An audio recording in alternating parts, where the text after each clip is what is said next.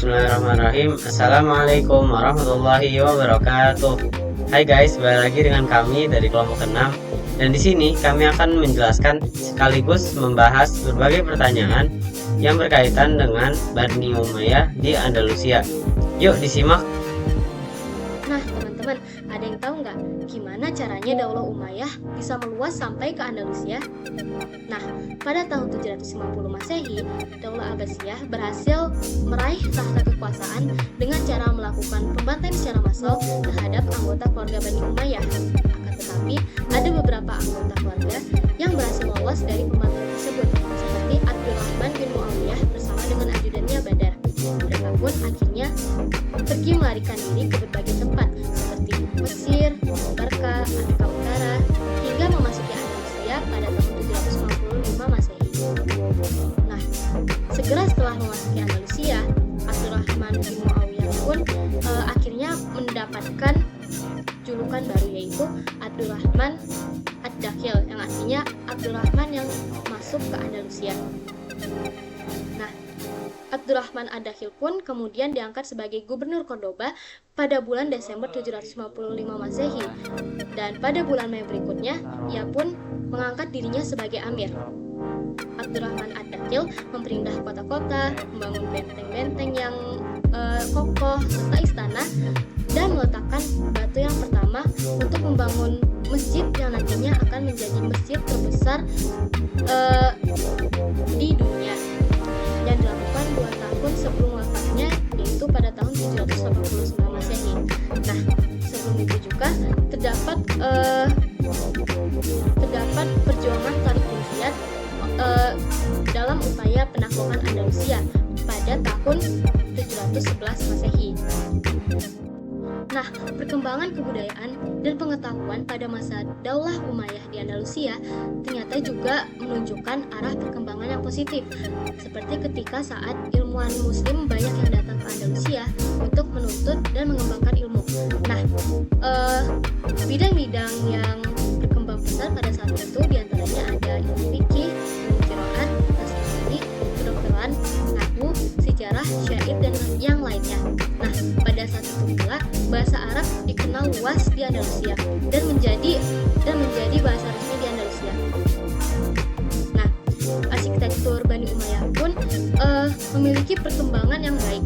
Contohnya ketika Ad-Dakhil menjadi amir, Cordoba menjadi ibu kota negaranya, hingga ia membangun kota dan memperindahnya serta membangun benteng-benteng serta istana di sekeliling kota. Untuk hikmah yang bisa kita ambil dari sejarah Bani Umayyah di Andalusia dapat kita ambil dari kisah Tariq bin Ziyad sampai kisah Abdurrahman Ad-Dakhil. Dari sana kita belajar bahwa kejayaan Islam bukanlah hasil dari jumlah pasukan yang besar atau kekuasaan semata, tapi karena keberanian, visi yang besar, dan semangat untuk menebar ilmu serta peradaban. Andalusia menjadi saksi bahwa Islam mampu memajukan dunia lewat ilmu, budaya, dan keteladanan pemimpin yang visioner. Dari sejarah, kita tidak hanya dapat melihat masa lalu, tapi menemukan arah untuk menempuh masa depan. Baik, jadi pada kesempatan kali ini saya akan menjelaskan pertanyaan-pertanyaan yang telah diberikan kepada kelompok kami. Jadi yang pertama adalah aspek apa saja dalam fakta sejarah yang terjadi pada masa Daulah Umayyah di Andalusia untuk dijadikan sebagai hikmah dan pelajaran di Indonesia. Jadi untuk jawaban daripada pertanyaan pertama ini adalah kepemimpinan yang visioner dan juga stabilitas politik. Jadi, hal ini bisa dilihat pada masa kepemerintahan Abdurrahman Ad-Dakhil yang berhasil membangun pemerintahan yang stabil setelah masa kekacauan internal dan juga eksternal. Yang memulai dari nol, menata kembali sistem pemerintahan, membangun kota, dan meletakkan fondasi kuat untuk Daulah Umayyah yang kedua. Lalu, untuk hikmahnya yang bisa diambil oleh Indonesia, yaitu pentingnya pemimpin yang visioner, gigih, tidak mudah menyerah, dalam membangun bangsa, terutama dalam menghadapi disintegrasi sosial atau politik. dan juga konsistensi dan kesinambungan kepemimpinan perlu dijaga agar pembangunan tidak terhambat. Dan untuk poin yang kedua yaitu kemajuan ilmu pengetahuan dan juga pendidikan. Pada masa Hakam II, Cordova menjadi pusat intelektual dunia. Perpustakaan besar, universitas, dan juga dewan-dewan guru besar sudah berdiri. Ilmuwan dari timur dan barat berkumpul semua ke sana untuk belajar dan juga mengajar. Jadi, hikmah yang bisa diambil untuk negara kita Indonesia, yang pertama adalah investasi besar dalam pendidikan riset agar memperkuat daya saing bangsa. Yang kedua adalah perlunya mendukung kerjasama internasional dalam bidang ilmu pengetahuan dan juga teknologi. Untuk pertanyaan yang kedua adalah faktor-faktor internal apa yang menyebabkan kemunduran dan juga keruntuhan dari Daulah Umayyah di Andalusia. Jadi, ada beberapa yang menjadi faktor internal penyebab keruntuhan daripada Daulah Umayyah, yaitu diantaranya perebutan kekuasaan, pergantian khalifah yang sering, konflik antar etnis, konflik antar keluarga, lemahnya figur khalifah, dan juga pemberontakan yang sangat-sangat banyak pada kala itu. Dan untuk pertanyaan yang selanjutnya, siapakah khalifah-khalifah penting pada masa Daulah Umayyah di Andalusia dan apa saja kebijakan atau tindakan penting yang mereka lakukan? Jadi, kami mengambil 4 khalifah penting untuk menjawab pertanyaan ini. Yang pertama adalah Abdurrahman I yang berkuasa dari tahun 756 sampai 788 Masehi. Jadi, Abdurrahman ini ia adalah pendiri Daulah Umayyah di Andalusia.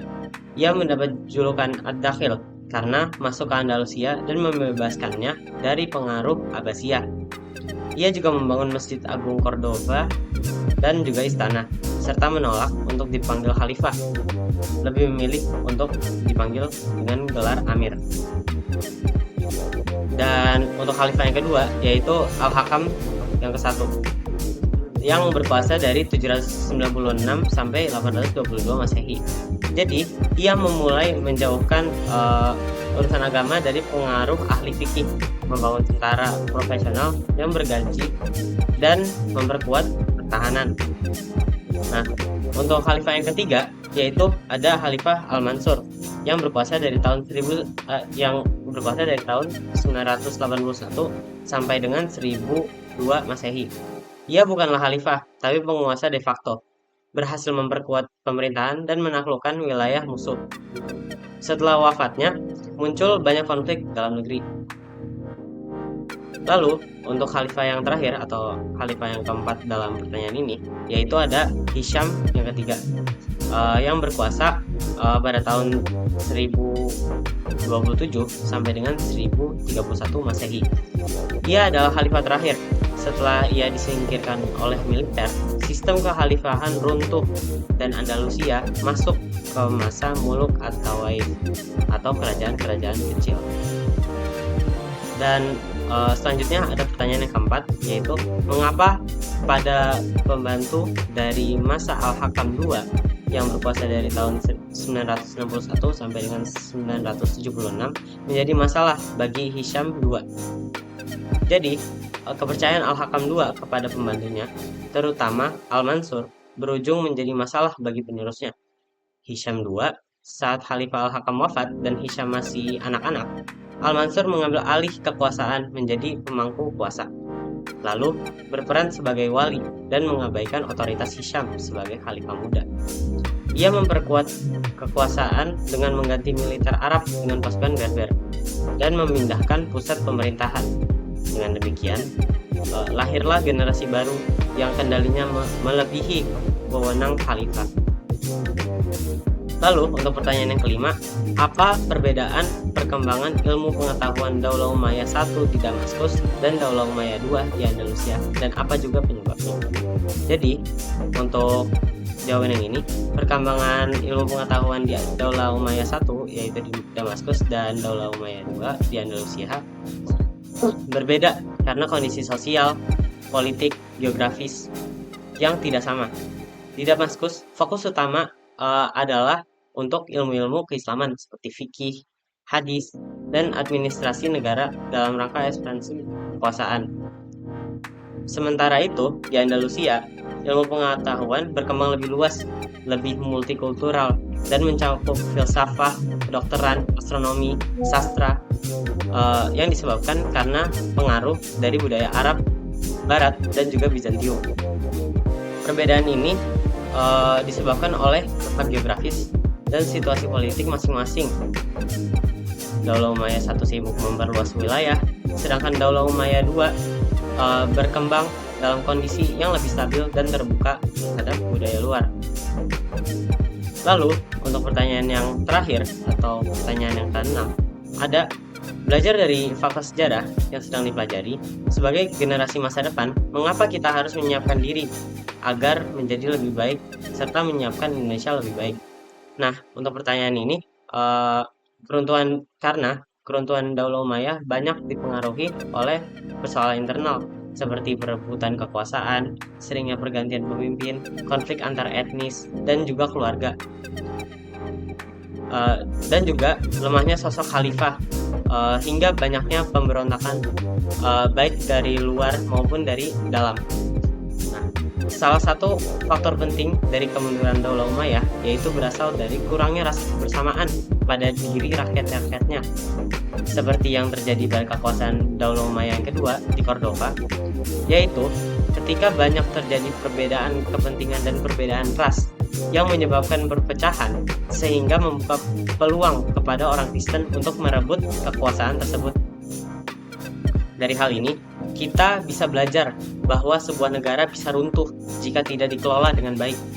Sebagai generasi penerus bangsa, penting bagi kita untuk terus mengembangkan diri, mempererat persatuan, dan juga ikut berkontribusi dalam membangun Indonesia agar menjadi bangsa yang lebih kuat dan siap untuk menghadapi tantangan di masa depan.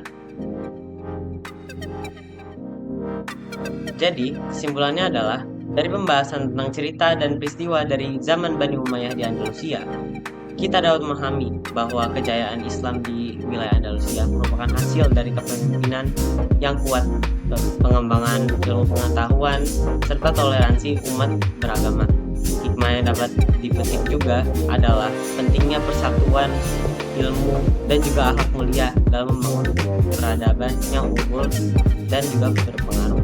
Maka marilah kita ambil hikmah-hikmah yang dapat kita dapatkan dari pada kesempatan kali ini.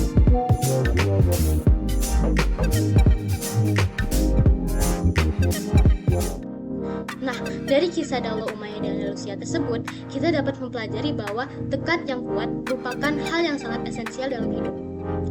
Sama seperti saat Abdurrahman Ad-Dakhil membangun kembali Daulah Umayyah di Andalusia, hal tersebut pasti memerlukan tekad yang kuat, bukan? Nah, kita sebagai generasi penerus bangsa juga harus memiliki tekad yang kuat untuk mewujudkan Indonesia Emas 2045. Nah, untuk mewujudkan hal itu, kita dapat melakukannya dengan cara belajar yang rajin, karena belajar yang rajin itu juga dapat memajukan bangsa. Oleh karena itu, yuk kita belajar dengan rajin. Andalusia bukan hanya tentang penaklukan, tapi tentang peradaban. Dari bumi Eropa, Islam pernah bersinar, membawa ilmu, toleransi, dan kemajuan. Kini tugas kita bukan sekedar mengenang kejayaan tersebut, tapi untuk menjadikannya inspirasi untuk membangun masa depan. Karena sejarah bukan hanya untuk dilupakan, tapi untuk diteruskan. Sekian dari kami kelompok 6. Wassalamualaikum warahmatullahi wabarakatuh.